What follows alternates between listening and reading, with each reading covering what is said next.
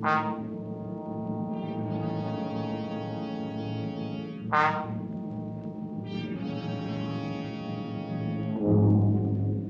were trapped in the native quarter of Mozambique. 2 dead men at your feet, the police closing in on you. And beside you, a sultry girl who offers you escape.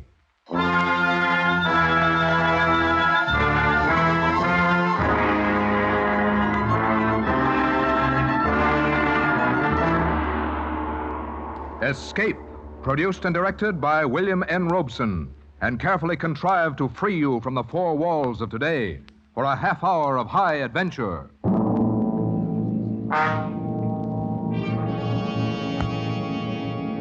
Tonight we escape to Portuguese East Africa, to the fetid alleys and dangerous rooftops of Mozambique, in the highly incredible yet somehow thoroughly plausible adventure by Percival Gibbon, entitled The Second Class Passenger.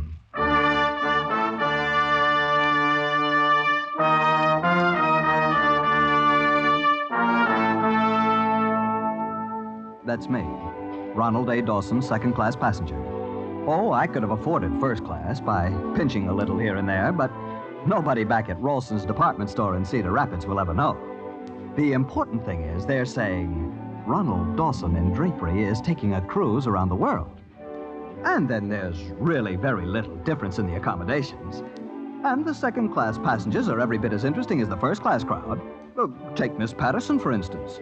You'd look far to find a more charming, likable, altogether desirable young lady. Just the life of the party.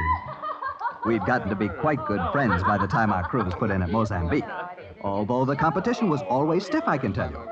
There were times I wish those other 2, Jones and Twitchell, had missed the boat somewhere along the line. Well, we've still a good couple of hours before we sail. How about a ride in one of these native carriages, Miss Patterson? Oh, dear, do you think they'd be clean? Personally, I doubt it. Although I don't know as I should care too much now.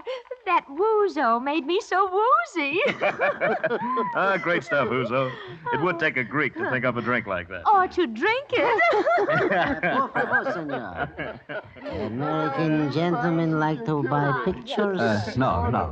Very interesting pictures. Take a look. Oh? No. Go away. You know, we might do the fort, though. The guidebook says it's the main point of interest. Now, let's see. Built by the Portuguese in 1600. Oh, dear, never mind the statistics. I dare say the fort would be as dreary as the rest of the place. Oh, yes. Mozambique's not at all like what you'd imagine Mozambique to be like. No. Well, it's a one-horse town, all right. Main street and a couple of alleys. Oh, and it's so dirty. You know, you'd think they'd do something about it in this day and age. I'd like to buy the fine beggars. knife. No. Field Point. Look, all fine work. Him belong to big Tanganyika chief. I said no. Dear. Maybe someday wanna need fine sharp knife. No. Now get out. What did I need a knife for? To protect yourself from the savage natives, old man. All you'd have to do is call a policeman. He isn't doing anything else. You see him? Look at him out in the center of the street directing traffic like he was at the corner of State and Madison. Then the traffic consists of 2 donkeys and an ox cart. Yeah. It will be a relief to get back on board ship and have a nice hot bath. Yes, and real American food instead of that greasy fried octopus we had for lunch at that Greek place. Oh, my, weren't they awful? That's part of the broadening experience of travel.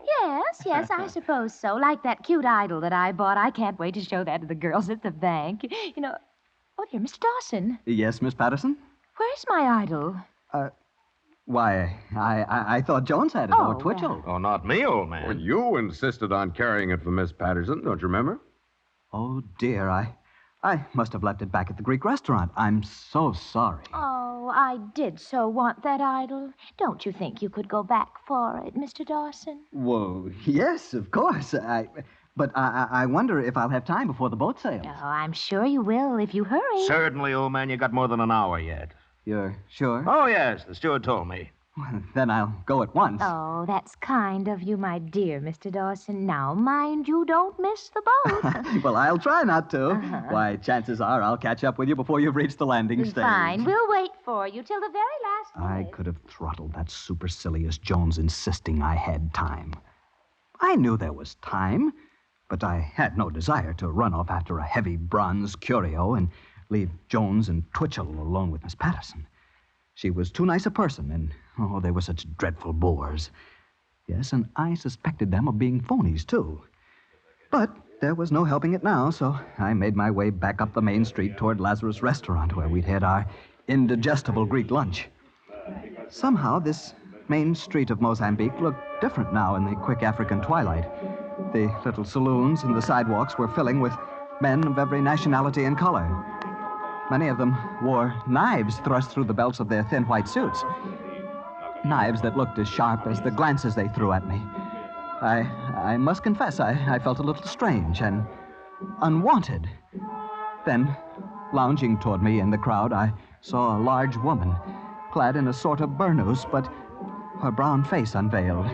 She had very wide lips, and they were painted scarlet. And from the corner of her mouth, she dangled a cigarette. Her eyes were heavily mascaraed, and when she looked down at me, terror seized me. I was afraid she would speak to me. I didn't know what I should do or say, but she didn't. Instead, she laughed. And the way the loiterers responded, I was convinced that they were laughing with her at me. I must say I was relieved to reach the entrance of Lazarus' restaurant. Good evening, sir. A little dinner for the gentleman? No, thank you. As a matter of fact, I just lunched here today. Very good. Excellent meal. Thank you, sir. I left a curio here, probably under the table. Have you found it? Curio? Yes, some sort of a brass god. It was wrapped in newspaper. Oh, yes. We got him right here for you. Oh, that's good. That's fine. I'm in a hurry to get back to the boat. Yes, you better hurry. Pretty soon she rains. Rain? Why, there's not a cloud in the sky. You see, every night she rains in Mozambique. Well, you ought to know, but I still doubt it. Oh, here. Buy yourself a cigar. Thank you, sir. Thank you. You hurry quick before she rains. Don't worry about me. I'm not made of sugar, you know.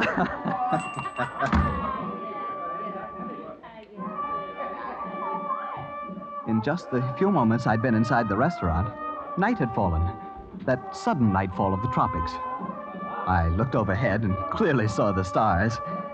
Thinking what a bad weather forecaster the Greek was, I tucked Miss Patterson's silly bronze idol under my arm and started off for the waterfront. I hadn't gone 200 yards when a large, warm drop of rain splattered on the back of my neck. Then 2 more on my hat. And before I could take cover under an arch, it was raining like Iowa in April. It didn't look like it would let up soon, and I wondered if there might not be a shorter way to the waterfront than the long walk down the main street and then the long way to the left along the docks. Surely one of these alleys that turned off to the left would lead me directly to the harbor and the landing stage. So I left the protection of the archway and turned into the alley at my left. 4 steps from the main street, and I was engulfed in darkness, wading through filth and mud over my ankles. But I was certain that I was on the right track, so I walked on and ran straight into a blank wall. I turned to retrace my steps, but I could see no lights anywhere. I felt along the wall until it gave into another alley, followed it to another blank wall, and thence into another one. And now I knew I was lost. And now it began to rain in earnest. It pelted, it stamped, it whipped, it stung, it clashed. In a moment, I was drenched to the skin. If it was dark before, it was now black as a tomb. I struggled onward because it was too terrible to stand still and feel myself being beaten to the earth by the sheer weight of the rain. I don't know how far I walked through those foul and fetid passageways, nor for how long. But at last, feeling my way around a corner, I saw a slit of light, a horizontal flicker beckoning beneath the door, and I heard voices. I lifted the bronze idol and rapped on the door with it, and the voices stopped.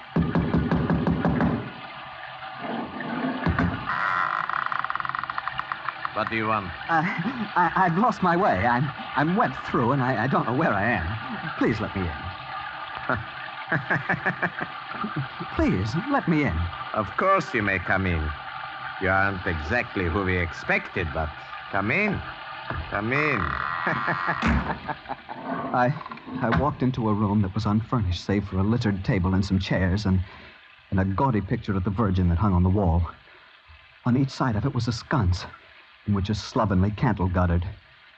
A woman was perched on the corner of the table, a heavy shawl over her head. Under it, the dark face, propped in the fork of her hand, glowed sullenly, and her bare white arm was like a menacing thing. In a chair near her, a grossly fat man was huddled, scowling heavily under thick, fair brows, while the other man, he who had opened the door, stood smiling. The woman laughed softly and pointed to the image dangling in my hand. What is that? I beg your pardon? That parcel you are carrying. Parcel? Oh, it's a curio, an idol of some sort. A friend of mine left it at a restaurant this afternoon. And you? You're a tourist from the cruise boat?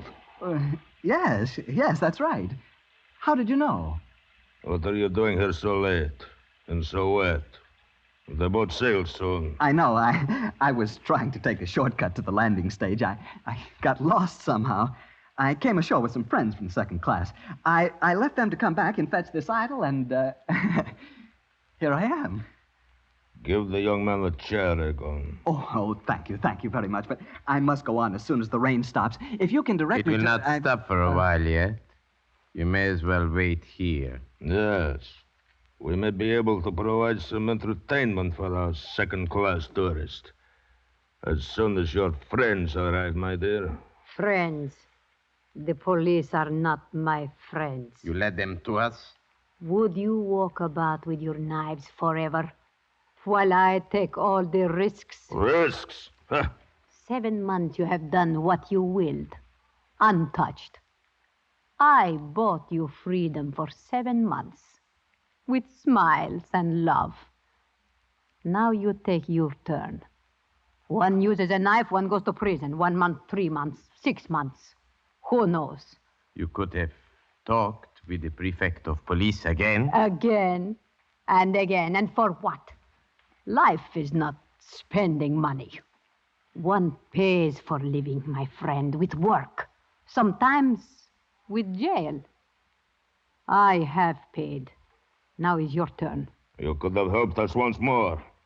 Only once more, and we could have been out of this sewer and on the coast to Lorenzo Marx or Cape Town. Why didn't you? Why didn't you help us once more? Yes, why? Always you say once more, once more. Now there is no more. You are a sheep-pig, a defiled and debauched I daughter. beg your pardon, sir. What? That's no way to speak to a lady. What?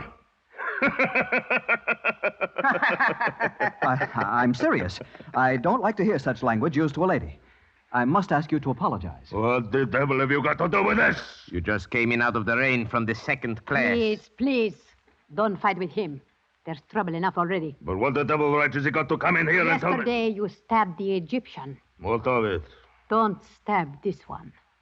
You want the police to find you here with a corpse? A corpse? What does it matter how the police find us? We wait for them because we have no choice. You put them on us. We should do away with you. Why do you lie? Even to yourself. Why must you hide your own blame behind my skirts? Great Mother of Heaven, you are neither man nor beast. You are just... Don't go on. Don't you dare say it. Dare.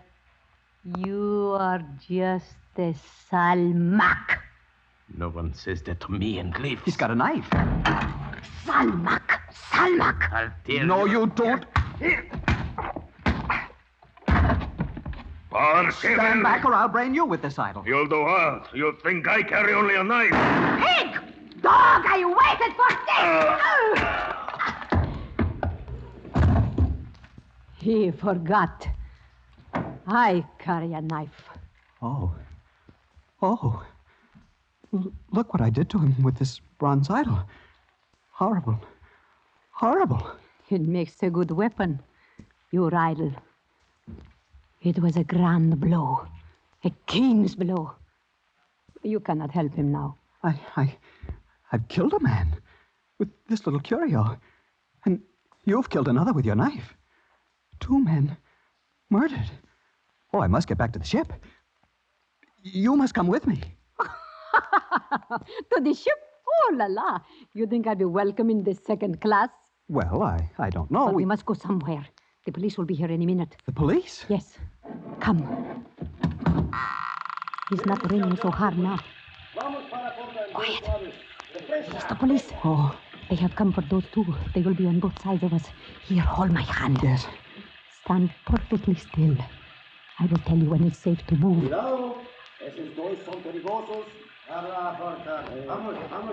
Now. They are all around us, so they won't hear us. Come, now. Where are we going? We are escaping. But if you know from what we are escaping, you would not care. Where? Hurry. Hang on to my hand. And hurry.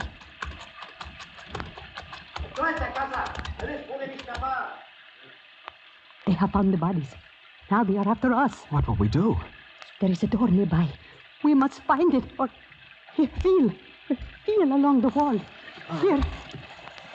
Father. Father. It must be here. Yes, here it is. Push. Push it in. It won't budge. It's bolted from inside. You must push it in. It's the only way. Here, hold this idol for me. I have it. Now. Not yet. Hit it again. It's giving. Once more. Good. My friend, my great, strong friend. Up the stairs now, quickly. Where are we going now? To the roof. Wait. Huh? The rain has stopped. Yes. The stars are coming out. There is your ship out in the harbor. I must get to it. Listen. You hear them? We are not safe yet. Over the wall to the next roof. Hurry.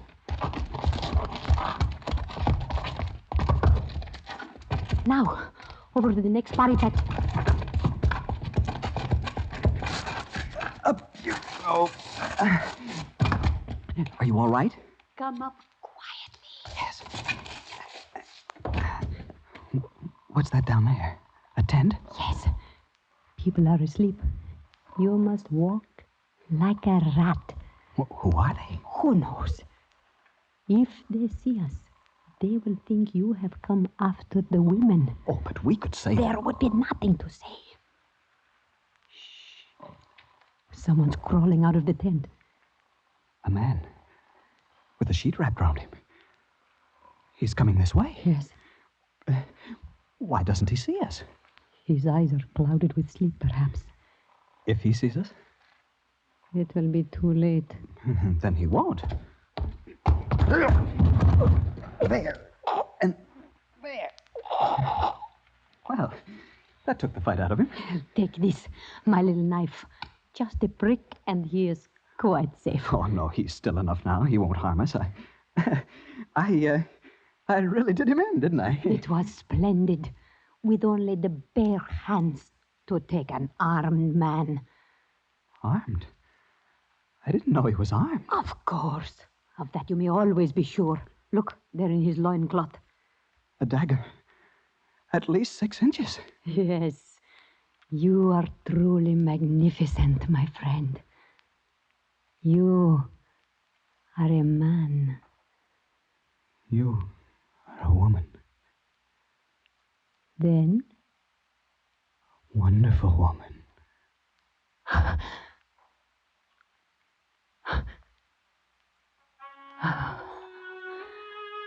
I was wondering when you would kiss me. When you took offense at what the Russian said to me, I knew you would. But I wondered how soon. Yes. Yes, I suppose I knew too, in a way. At least I thought how much I'd like to... But I wouldn't have had the courage before all this, I suppose. Courage. Your courage is of the lion. Your strength is of the great bull of Swahili. Thank you. Thank you. I wonder if we're far from the landing stage now. I mustn't miss my boat, you know. You want to go back to the second class?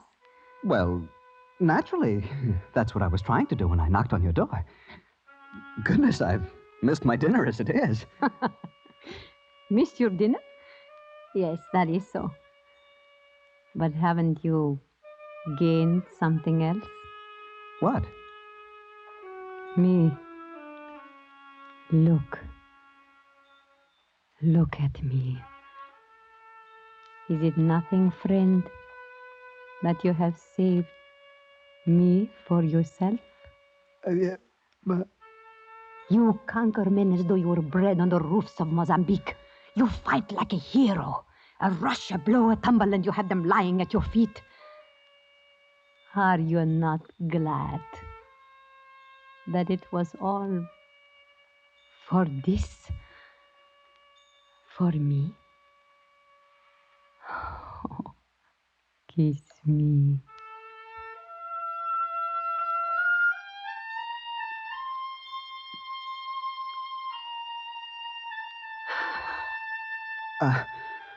I'd fight.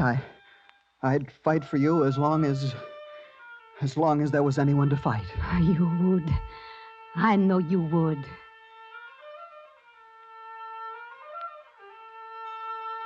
You lead on. Where? Wherever you will. Come.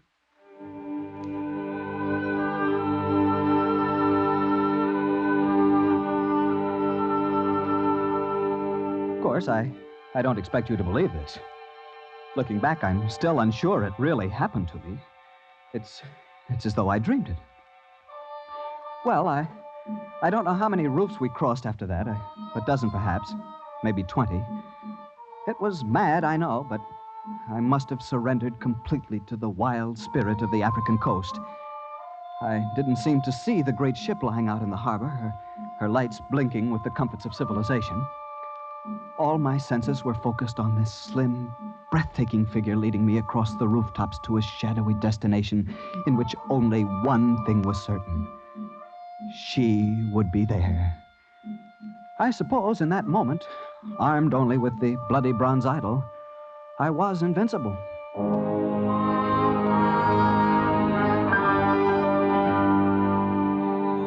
At last, she led me down a creaking wooden stair that hung precariously on the sheer side of a house.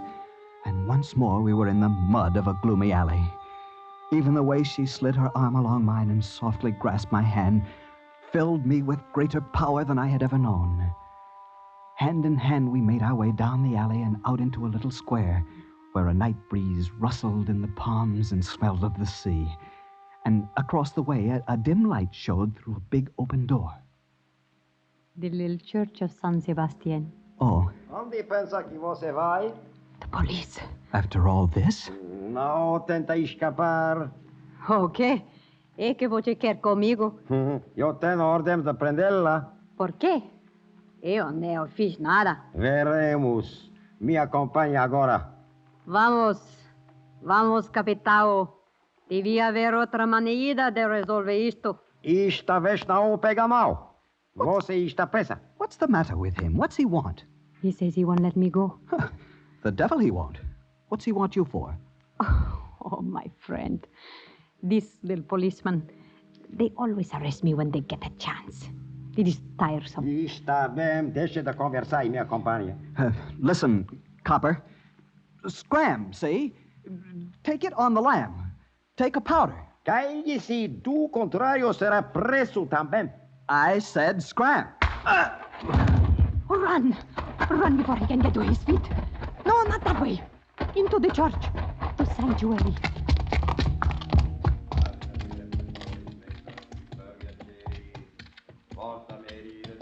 My magnificent one. You fear no one. You fight for me. So long as there is anyone to fight. Yes. Now there will always be someone to fight. They will never leave us alone. Will they follow us in here? These police might do anything. But I know one door they will not dare follow us through. What is that? Come, this way.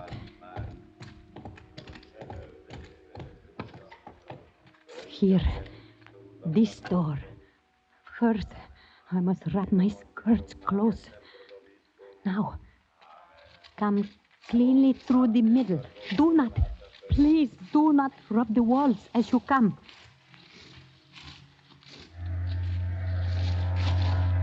There. We are safe for a while. They will not follow us through that door. Why not? It was the door of the lepers. The door of the... It is all right. We didn't touch the portals. See, down the alley are the lights of the waterfront. Yes. Oh, where do we go now?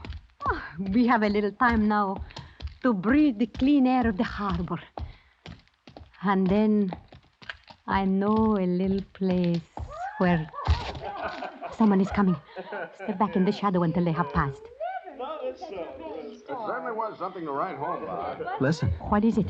I wonder what's happened to good old Dawson. Oh, drenched. Oh, dear, I do hope he's found my idol. The idol.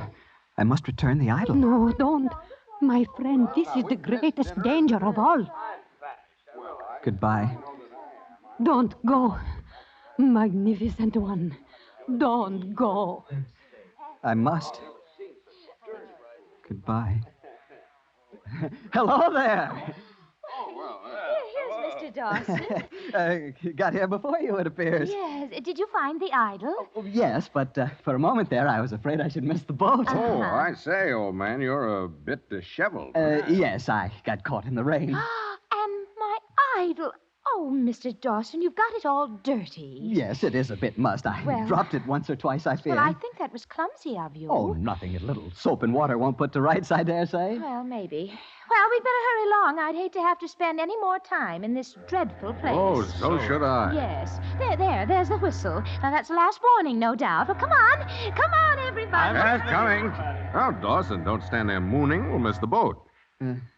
Yes. Yes, in just a moment. Say, is there someone standing there in the shadow of the alley? I'm not sure. I thought for a moment... That's funny. I could have sworn I saw you wave goodbye to someone. Perhaps I did. Goodbye to Mozambique, to adventure and romance. Oh, that's good. That's very good. Adventure, romance, in this pest hole? Twitchell, what would you say if I told you I had just killed a man, fled over the rooftops of the city, made love to a beautiful woman, fought the police, escaped through the leper's gate... Oh, great heavens, Dawson. I'd say you had the wildest imagination I'd ever heard of.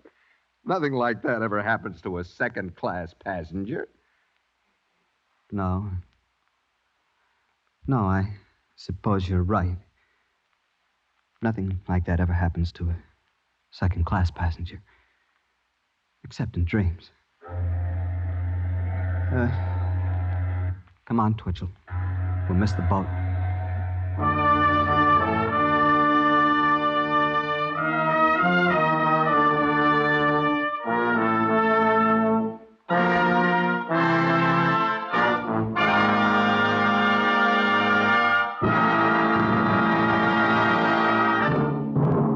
Escape, produced and directed by William N. Robeson, has tonight brought you The Second-Class Passenger by Percival Gibbon, adapted for radio by Mr. Robeson, with Harry Bartell as Dawson, Jeanette Nolan as the woman, and Kathy Lewis as Miss Patterson. Original music conceived and conducted by Cy Fuhrer. Next week... You were isolated on a remote plantation in the crawling Amazon jungle, and an immense army of ravenous ants is closing in on you, swarming in to eat you alive. A deadly black army from which there is no escape.